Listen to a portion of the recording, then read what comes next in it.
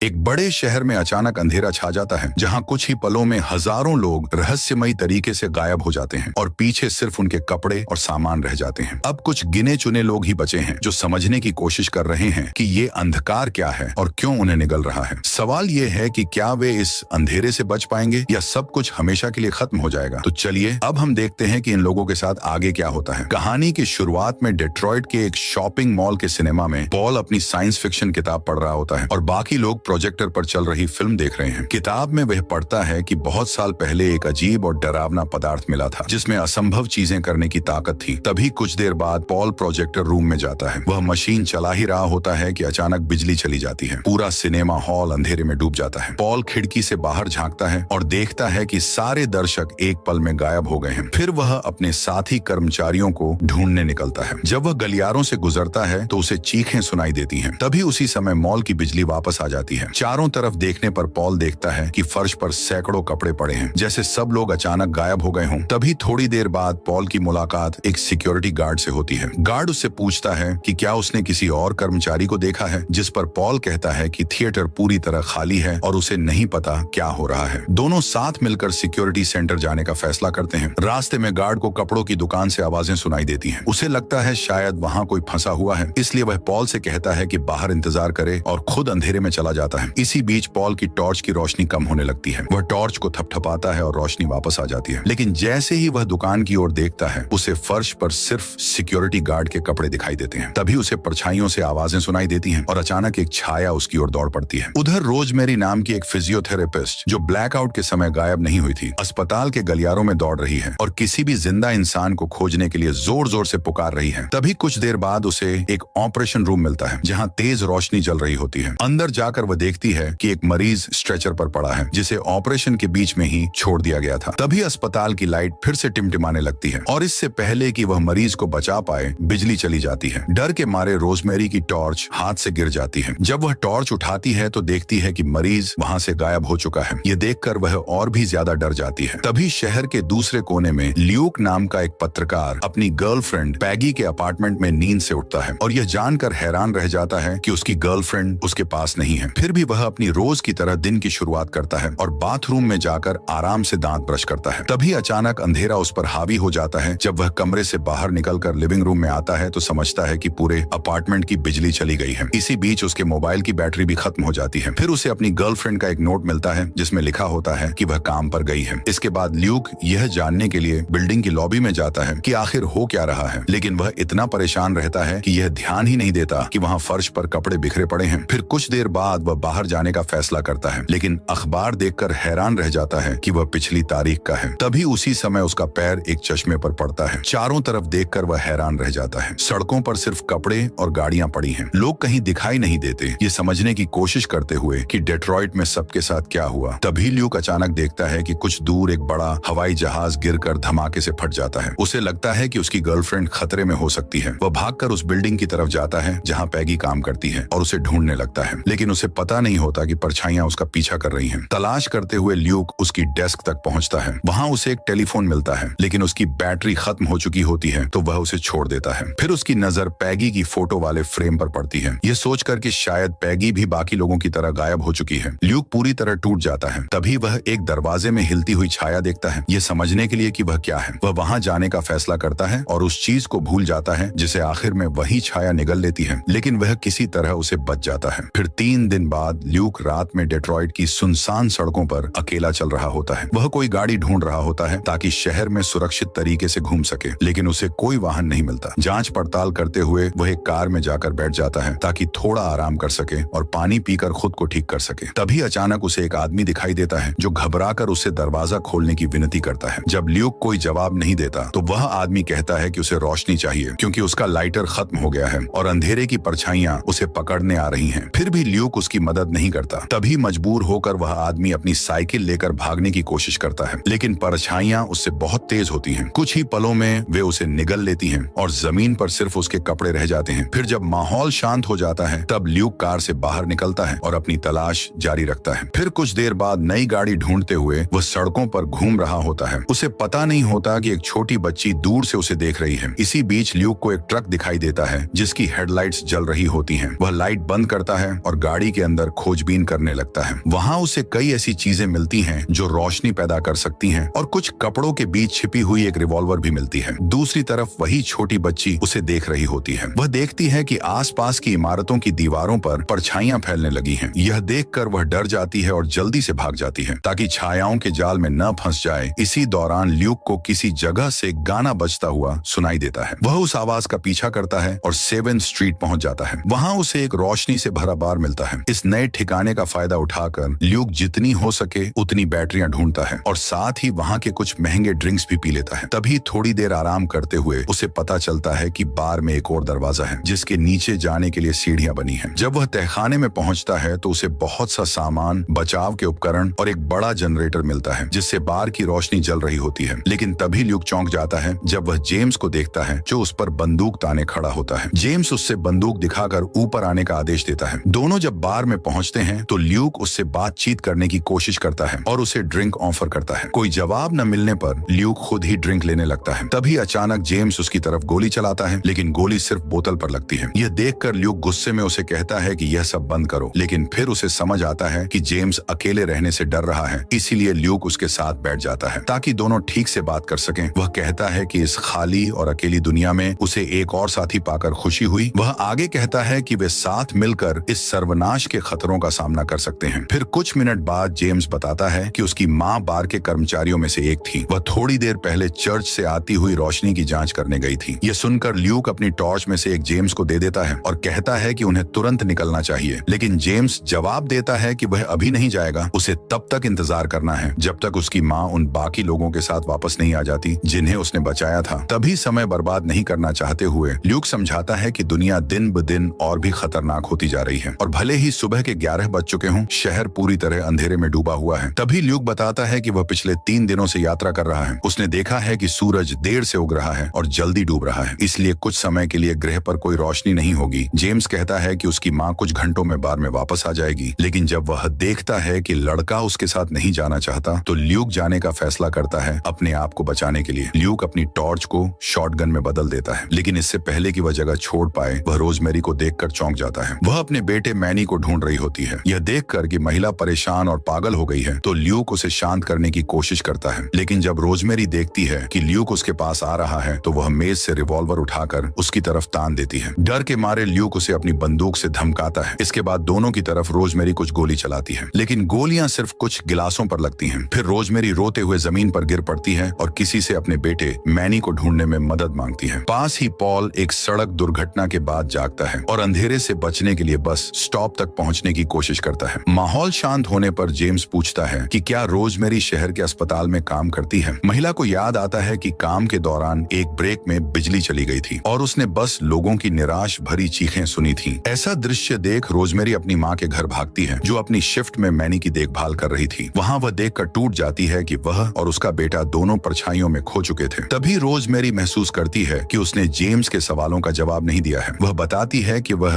Physiotherapy ward में काम करती है और चूंकि उसका पति अक्सर इस बार में आता है इसीलिए उसने यह देखने का फैसला किया कि वे वहाँ हैं या नहीं। रोजमेरी अपना बैकपैक खोलती है और बताती है कि उसके पास कई प्रकाश स्रोत हैं। साथ ही उसने कुछ न्योन ट्यूब भी इकट्ठा की है जो लंबे समय तक रोशनी देती हैं। तभी तीनों को दूर से आवाजें सुनाई देती हैं और उन्हें पता चलता है कि अगली गली में एक घायल जीवित व्यक्ति दिखाई दे रहा है। ल्यूक नहीं चाहता कि कोई भी खतरे में पड़े, इसलिए वह अकेला उस व्यक्ति की मदद करने दौड़ता है। वह बाकी 2 लोगों को आदेश देता है कि बार का दरवाजा बंद कर दें और उसके लौटने तक उसे खोलने का इंतजार करें। ल्यूक जल्दी से पॉल की ओर बढ़ता है जो बस स्टॉप पर बेंच पर लेटा हुआ है, लेकिन जैसे ही वे आगे बढ़ते हैं उनकी टॉर्च काम करना बंद कर देती है। इसे देखते हुए ल्यूक अपनी एक और टॉर्च जलाता है और वे सुरक्षित जगह की ओर भागते हैं, लेकिन आधे रास्ते में दोनों जमीन पर गिर पड़ते हैं। इससे पहले कि परछाइयां उन्हें पकड़ पाती, ल्यूक पॉल को अपनी बाहों में उठा लेता है और आखिरी पल में उसे बार के अंदर पहुंचा देता है। फिर कुछ मिनट बाद बाकी लोग उस आदमी की चोटों का इलाज करने में मदद करते हैं। साथ में वे यह समझने की कोशिश करते हैं कि परछाइयों और इस प्रलय का कारण क्या हो सकता है। तभी रोजमेरी कहती है कि शायद यह सब उनके पापों के कारण हो रहा है और उन्हें ईश्वर द्वारा दंडित किया जा रहा है। यह सुनकर ल्यूक का गुस्सा